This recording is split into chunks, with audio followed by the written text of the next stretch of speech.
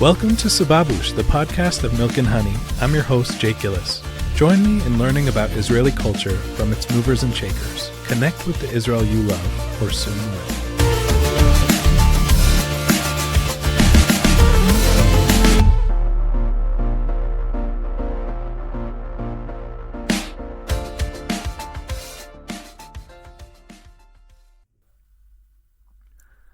Welcome back to Sababoosh for our Season 3 premiere. I hope everyone had a meaningful and enjoyable Pesach. If you'd like to sponsor an episode and dedicate it to a loved one on a special occasion or advertise your business, you can be in touch with me at jake@sababoosh.com. Welcome back to Sababoosh, the podcast of Milk and Honey. Today we're diving into a part of Israeli society that is often seen but not always fully understood, the Haredi or ultra-Orthodox community. In Israel, the relationship between Haredim and other sectors of society can be tense, shaped by deep differences in lifestyle, belief, and visions for the country's future. Too often, the Haredi world is viewed only through stereotypes, political headlines, or surface-level assumptions. But there's a rich, complicated, and deeply human story behind the black hats and long coats, one that rarely gets told from the inside. Joining us today is someone uniquely positioned to open that window. Yehonatan Indursky, the co-creator of Shtisel, the beloved Israeli TV series that captivated audiences in Israel and around the world with its intimate, tender portrayal of Haredi life. Through characters that feel both deeply specific and universally relatable, Shtisel managed to show a side of the Haredi community that most outsiders never get to see. In this conversation, we'll talk about the tensions and misunderstandings, but we'll also go deeper into the dreams, struggles, and heart that define life inside the Haredi world. Born in 1984 in Jerusalem, Yehonatan is a graduate of the ultra-Orthodox school, Yeshivat Ponevezh in Bnei Brak, which he'll talk about, and the Sam Spiegel Film and Television School in Jerusalem. He's the creator and screenwriter of Kugel, the spin-off of Shtisel. He wrote and created, along with Ori Elon, the drama series Shtisel, which ran for 3 seasons and 33 episodes and was broadcasted on Yes. Shtisel won 17 awards from the Israeli Academy of Television. The series is currently an international hit on Netflix. Yehonatan, thank you so much for coming on Sababoosh. It's really great to have you here. Thank you. It's my pleasure. I'm happy to be here. I think you bring to the table some really unique qualities. It's not about food. We didn't bring any Jewish food for my bed. Next time I will think about it. Sounds good. I should start bringing some kibbutz, some refreshments. No, I joke. Okay. Maybe kugel. But you bring that background, your upbringing. You've had some, it sounds like it's been a journey. And still, of course. An ongoing journey. And we're also going to get into Shtisel, like creating, writing, and how you wanted to basically bring the Haredi community, or at least the Haredi home life, and broadcast it to the world, which a lot of people don't have that access and they don't have that window. And especially with the tension today or over the years, it adds some familiarity. To get started, could you speak a bit about your upbringing in the Haredi community, what, sort of that foundation that was built? As you mentioned, I grew up in a Haredi family in Jerusalem, in a small, beautiful neighborhood in the entrance of Jerusalem called Givat Shaul. And it's interesting, this place, for people that are not from there, they can't handle with it because it's connect for them to Har HaMenuchot, which is very close, the cemetery. It's connect to some, I don't know how to... A commercial center or... Like a place of people work there. There is a lot of studios. A bit like this kind of area. There is there also. And there is also Kiryat Moshe, which is another neighborhood very close. They are almost touch each other. But people grew up in Givat Shaul. For them, it's a paradise. Not saying lost paradise. And the reason I think there is some reasons, if you ask me. First of all, because there is a lot of kind of Haredi people. It's a Haredi neighborhood. But not only Haredi people living there. There is Dati Leumi people, there is American, there is French, there is all the kind of Haredi, Sephardic, even some small part of Neture Karta people, like the Shtisel people, let's say, people came from Mea Shearim, when Mea Shearim was too big to handle with all the population, so they went to Givat Shaul. I talked about before Israel was established. And Givat Shaul was one of the first neighborhoods in Jerusalem out of the wall. And so they are still there. There is some buildings. It's the people of Mea Shearim. They are living there. And when I was child, it was also secular people living there. Very small, very minority of the population, but still some dinosaurs. They stay from the other age. And not anymore, I think. Now it's clearly Haredi place. There is there a lot of synagogues everywhere from any kind. And this kind of diversity, it's bring a lot of interest for me, I think for anyone who grew up there. A lot of characters, very unique characters there. And it's a place to, if you have some Shabbat to spend in Jerusalem, do it in Givat Shaul. And my parents, they are still living there. And I was there till, let's say, the age of 16, because a bit before, I learned also in Yeshiva Ktana in Givat Shaul, inside Givat Shaul. And when I was about 16, I tried to be accepted to do the impossible thing, to be accepted to the most famous, let's say, yeshiva in the world, Haredi yeshiva. It's called Ponovich Yeshiva.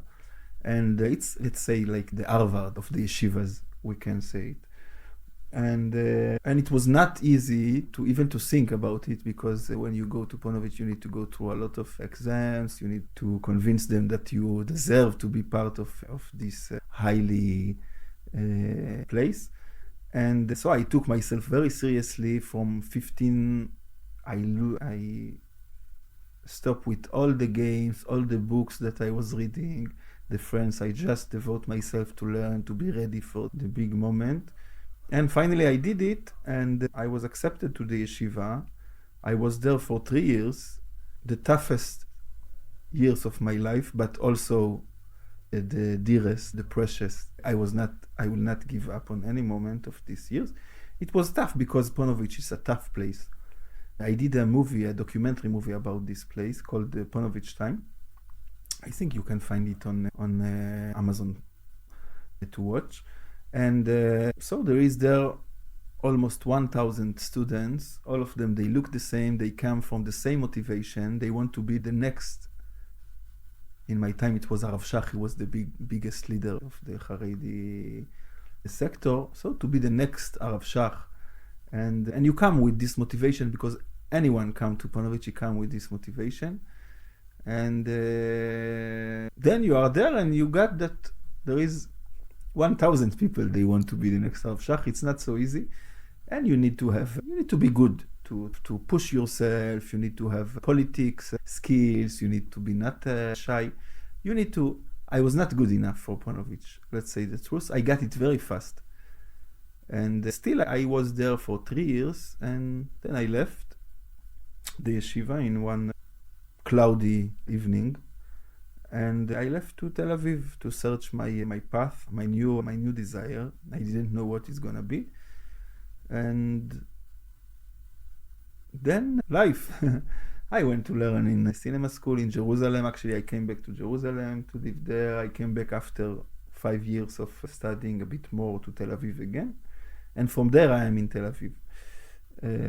Already almost 15 years, something like this. And 3 years ago, I was in the south of Tel Aviv. I was living in some small apartment. I was secular most of these years. It's as a religious guy, you can know that it's not so easy to say, I left, I came back. It's more, there is some spectrum, and I was always on this spectrum, a bit closer, a bit farther, but still on this spectrum.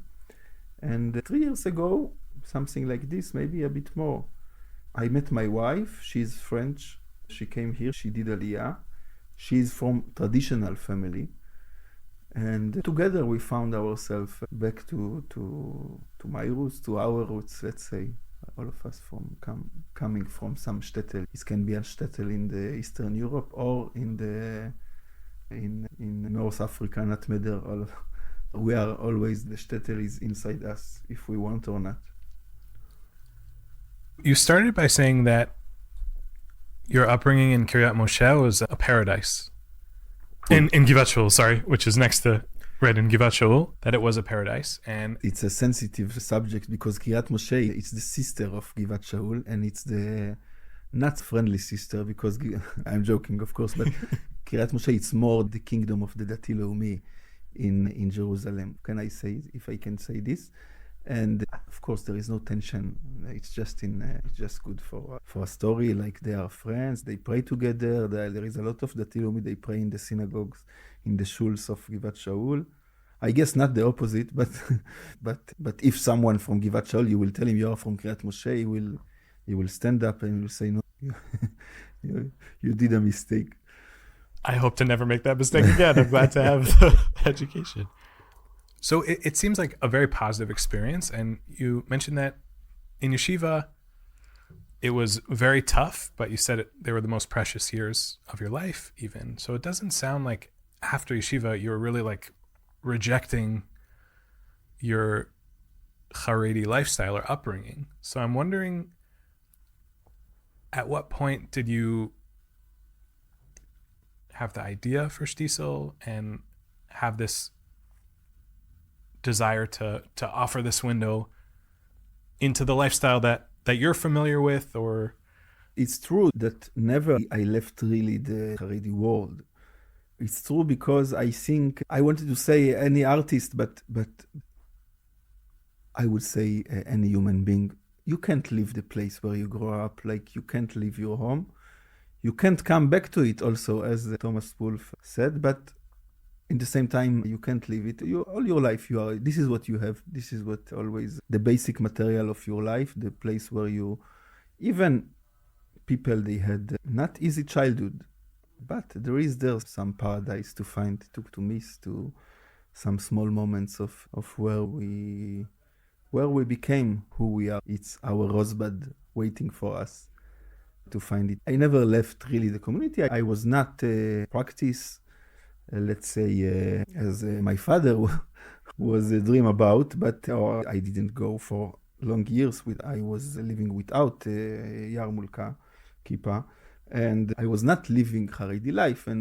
But it's funny, but always I was recognize myself as Haredi. I like Haredi food, I like Haredi music, I like Haredi people. This is the place where I belong to. And it was just natural for me to from the moment I thought about to go to study cinema, it was for this reason. Because for a lot of years in the Haredi, in the Israeli cinema and television, the only reason to deal with this kind of characters, it was with one condition. They want to leave the community.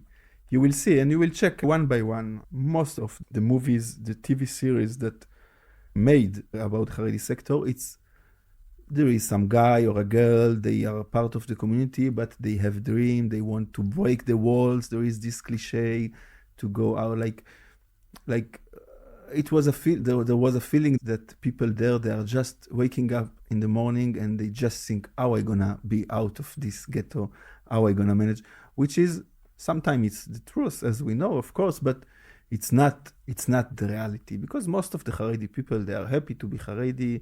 They grow up inside this world, like any human being. They don't ask themselves too far question. Maybe I will be a Buddhist or I don't know what. You are what your grandfather was and what your grandchild gonna be. You stay where you grow up, most of the people.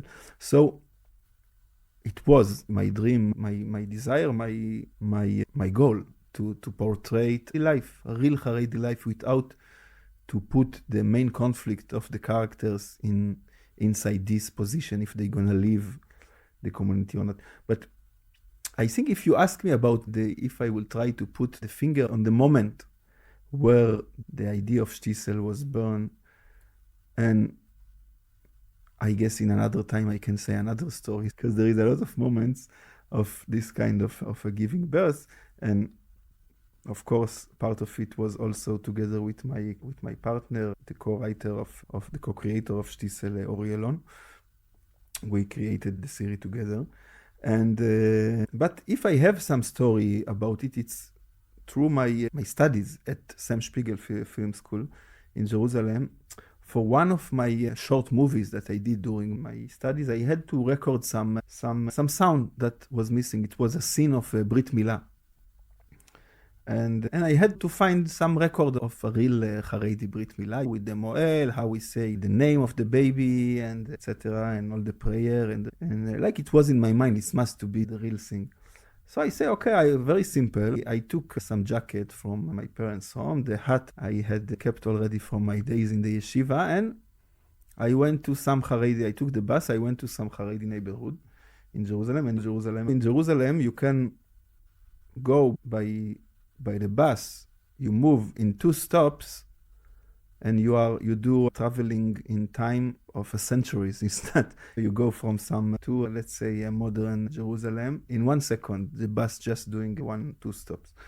So I took the bus, and while I'm on the bus, I see on the coming stop one of my friends from the cinema school getting on the bus.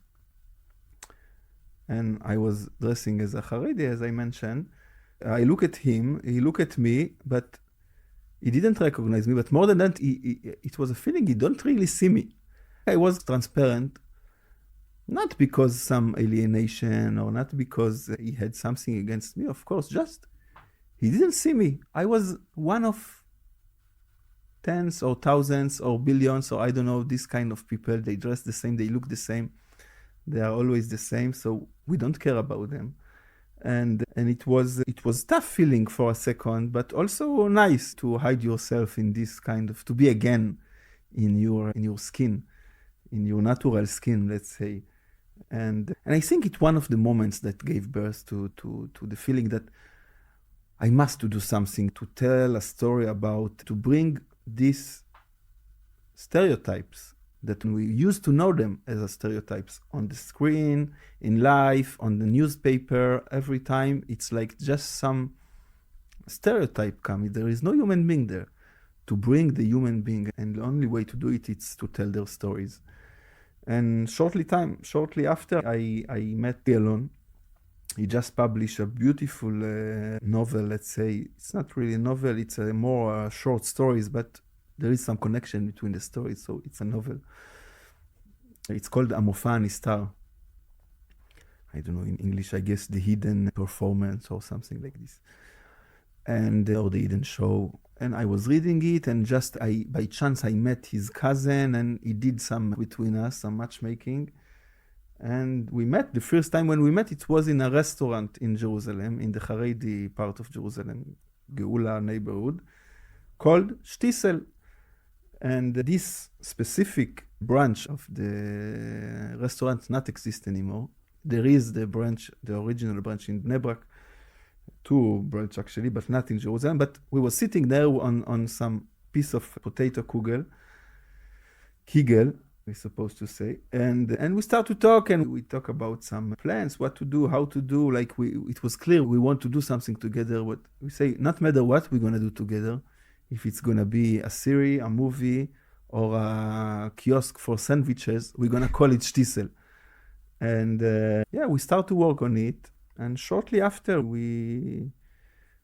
thanks to the producer of Shtisel, Dikla Barkai, we succeed to sell it to the broadcaster of Shtisel. And it was a miracle. I just finished to study in a cinema school, and we start to work on it as a kind of internal joke between us. We was sure nobody will be interested by it. And here we are working on our first series. It was a dream, and it's still a dream that sometime I ask myself if I connect to this dream that take place in the reality that went very far. This balloon of Shtisel, for a long time, I can say I lose it. It's not in my control, and good. It's not. It's sometime it feel not mine, even in a good way. just there is so much honors for this creation, which I talk about any viewer, anyone, any human being all over the world watching it. He is honor of this creation. He is part of the story in this simple fact that he take these characters on his shoulders and he carry them. There's a lot of love from fans around the world. People love the characters, not just Kiva. Sometimes someone will be drawn more towards like the main protagonist, but each of the characters gets a lot of love. And around the world, people have really connected to the show and have really, it's not to say it's to boil it down to it's great PR for the Haredi world, but you really open this window into the Haredi family, into Haredi culture. And that was something that people didn't really have. You don't have so many secular people in Tel Aviv take the bus into Bnei Brak and get Kugel in on a Thursday night and really dive into the culture. So you've given this window. I'm wondering, you have a foot in a way in both worlds. You said that you've never moved away from your Haredi identity. That's on your core. You mentioned that you wanted to address some of the stereotypes. Like that was, as the birth of the show happened, you wanted to get rid of some of the stereotypes about Haredi people, Haredi life. What are some that particularly you wanted to get rid of? Or if you were talking to friends who aren't familiar with Haredi lifestyle and they said something, like what stereotypes are you most passionate about dispelling? To break. It's first of all, it's the fact that I will tell you something that I used to say in my lectures, and I think it can bring very simple example for it. We meet every day tens of people. Most of them we don't even know this, like on the street or by the bus, and the only way to know one of them is if you have the opportunity to get what is his story about, where he came from. Now I talk not in his childhood, and imagine you are sitting next to someone on the train or I don't know where, on the bench next to the sea, and you hear him talking with his daughter, that she is now in the delivery room and she's trying to give birth, and he's not there because he was in the work and he had to go out of the office to talk to her, and it was like in a moment he just need to be there, and she needs someone to talk to her, to help her because she's stressed, she don't know how to do it. It's her first giving birth, and you hear him talking to her and tell her, listen, everything will be good, your mother went through it, your grandmother, all the women, most of the women in this world, everything will be in some moments or hours, the baby gonna be out and he or she, they're gonna be beautiful, and you're gonna be in her or giving birth or him. And you listen to it and you don't know this guy, you don't know nothing about him, but you know his story, and I will tell you something, you will never forget this guy. Why? Because you got to know his story. And this is what makes us to know people. This is what brings us the feeling that when you know a story of someone, he is not anymore what he used to represent for you. And it can be a Haredi person, it can be any other stereotype. It's very human behavior to put people in boxes. It helps us to do some order in this chaos. But we need to break also these boxes, these stereotypes, because maybe this is our role in our life, to get to know the people around us, to get to know. Shlomo Karlibach used to say always, you never know who is the person next to you and what is the reason you are sitting next to him. And maybe you were together in some Gilgul and you have now the opportunity to fix something from another circle of life. Say hello, do some smile to the person next to you. You never know who is it, you never know who is he or she. You never know what it can bring you. Maybe it's your future wife. Maybe it's your maybe you can hear a beautiful story. Maybe you will have the opportunity to know a human being, which is the most amazing thing you can do in your life. To know another human being, to have some meeting. And this is the role for any art, for any reason to deal with this thing we call art, to bring people the feeling or to remind them that any human being is one of a kind. He is one time, never it was someone like him, never, or her, never it's gonna be. And he has a role in this life, and only him or her can do it in the perfect way. And they are also, the casting is perfect for the role most of the time. And I joke. And so it's, I think I talk about this when I talk about it. But of course, there is also stereotypes. I can do a huge list for you if you want. We are, as a Jewish people, we know a lot of stereotypes about Jewish people. Some of them, they are true also for Haredi people, because they are maybe, in our eyes, I will say, in very general look, they represent more the Jewish stereotype for us in these days. And of course, it's bullshit. Sorry, it's not nothing from it. It's connected to the truth, because any human being, he's a world, as we got to learn from the biggest artist and from the Kabbalah, from the Torah. He's a world. He's a world, and we just need to open a small window and to get to light it. You know, there is some beautiful Torah of the Baal Shem Tov. We talk about the pasuk. Tzohar ta'aseh lateva. God talked to Noach and he tell him do a window for the ark. Sorry. And so the Baal Shem Tov say in Hebrew teva there is two meanings. There is teva, it's ark, and teva is also a word in Hebrew, in Old Hebrew, in ancient Hebrew. And he says sometimes the words, they are in galut, in diaspora, and you need to open some small window to put some light on the word, to bring it back to life, to bring a new look at it. It's true for anything. It's true for any human being. It's true for any, even location in the world. Any location, it's one of a kind. And this is also part of the role of the art, to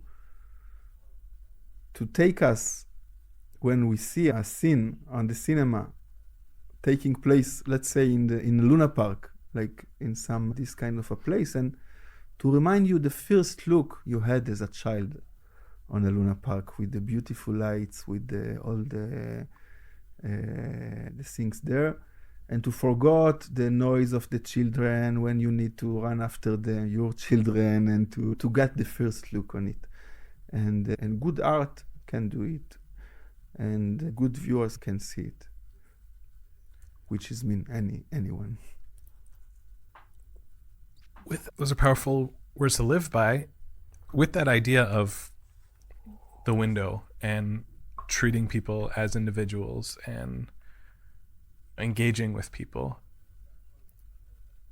why do you think so many people connected with Shtisel? You'd think that maybe people who aren't Haredi might not even on Netflix choose Shtisel, because they're not interested, or they have stereotypes and they don't want to watch a show. They have other choices. But so many people, secular, religious, everywhere in between, chose to watch and continue to choose to watch. Yeah, it's a question. It's a clue. It's a puzzle. I have no clue to answer for this question, because, as I mentioned, it's a miracle when it's happened that your creation coming to a lot of people and people find it interesting. There is no explanation for it. You can try, but I don't think you're gonna get it, because I guess then it was much easier to do this kind of stuff, and it's not easy, even in the AI age, to put the finger on what make a creation to get to be engaged for people. I don't think never we will. This is the mystery, one of the mysteries of the universe, and I hope it will stay like this, because if we will reveal this mysterious, I guess we're gonna lose the charm, we're gonna lose the magic, and we're gonna lose it.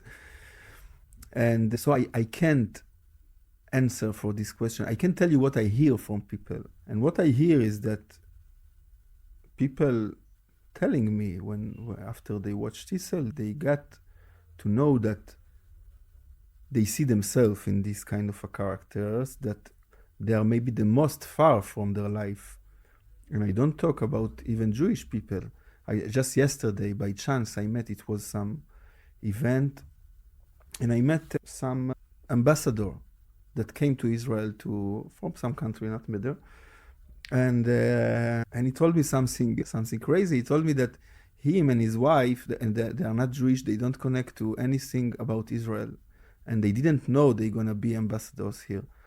Like, he's just some diplomat in some country, and some years ago he watched this series on Netflix, and they died for it. They got so connected with the characters. Then some years after, he got to find himself, him and his wife, here in Tel Aviv, and they were very exciting about it because of Shtisel, like to come to Israel to meet the real people behind.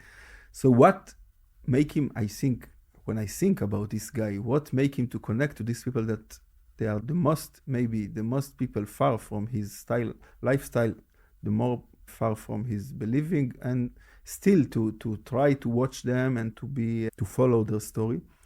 I guess it's the more you got to know that the farer is not so far, and the other, he is not so other. He is very similar to you. So the more is far, the more it's moving, the more it's bring the feeling that all of us, we are the same. And it's bring also a lot of comfort to get, because that we like to read history, we like to know. And the more the history is far, the more we are moving to get that human being, thousands of years, they are the same. They have the same nature, they want the same thing, which is in the basic to have someone to remember them, to have someone to tell their stories, and more than that, to fall in love, to fall, to stand up again, to survive in this uneasy life that anyone has. And I think it's part of it. The fact that it's so far, it's make it so close also. Looking forward a bit, is there the projects that you're getting involved with, or you are involved with? Are they mostly going to tell other stories in the Haredi world, or are you looking at other types of people? It's true that till now I was dealing mainly with the Haredi world in my creation, in my movies, in the series I did. Even in some of them it was also secular characters, just Israelis. And I'm working also now on some project not connect to the Haredi world. I will not lie to you, like my heart is there, and I found myself always come back to the materials of my childhood, of the place where I grew up. And I'm working now on a project, on a series called Lost Paradise, and dealing with taking place in the late 19th century in a small shtetl in Eastern Europe. And so in a way it's very far from me, because I grew up here in Israel. My Yiddish is not something I'm proud of it for my bad, and I don't talk fluently Yiddish. Actually, the Yiddish that I have, I learned it in the university, which is ridiculous, but it's true. Because my parents, they talk between them Yiddish, but just for us to not understand, so we don't. Or if I understand, but it's tough to me to talk Yiddish. So it's very far from me, but in the same time, as I mentioned, it's the core for me, it's the core of our existing. It's the core of our longing. And it's funny because all this long journey we did for the diaspora and for thousands of years we had the longing for Jerusalem. We wanted to be here. ליבי במזרח ואני בסוף מערב, Rabbi Yehuda Halevi says, and now we are here in the east, but we are we have the longing for the other East, for the Eastern Europe, for the place where our souls are born, my soul. And yeah, indeed, I have this feeling, and I meet here a lot of time in my life that I born here, but I have longing for another life I was living in some shtetl a lot of years ago. And when I'm there in these kind of areas in the Eastern Europe, I feel I have something to find there. I have some peace. The lost peace of mine, it's there. It's not here. A major quality of Shtisel and your other works is authenticity. People don't necessarily connect as much to a story that someone else is telling. If I were to make a movie about Eskimos in Alaska, that's not my own lived experience. But what you've done is you've drawn on your own experience, and I think that really comes through in your work. I will, as we wind down a little, I'm going to ask you 2 questions in a bit of a lightning round, not necessarily lightning, just lighter to get to know you a bit. What is your favorite restaurant in Israel? That could be in Jerusalem, in Bnei Brak, in... It's the most easy answer for this. It will be, of course, a Shtisel restaurant. And I will tell you something. I remember when I was a small child and I was taking the bus any morning to the school where I was learning, when I was studying. It was, let's say, 15 minutes by bus from Givat Shaul. And the stop of the bus where I took the bus back to my home, I was waiting for the bus to come to take me back to the home after the school. It was just in front of this restaurant, Shtisel restaurant, the one that not exists anymore. And I remember how I was always watching on the sign, on the name of the restaurant, and it was written Shtisel, Misedet Shtisel. And I don't know, something in this name was always fascinating for me. Something with the sound, with the letters. There is a lot of people there. It's tough for them to say it. They say a lot of schnitzel, Shtisel. There is a lot of option to say Shtisel. There is a lot of option to be in Shtisel restaurant, even it's not exist anymore.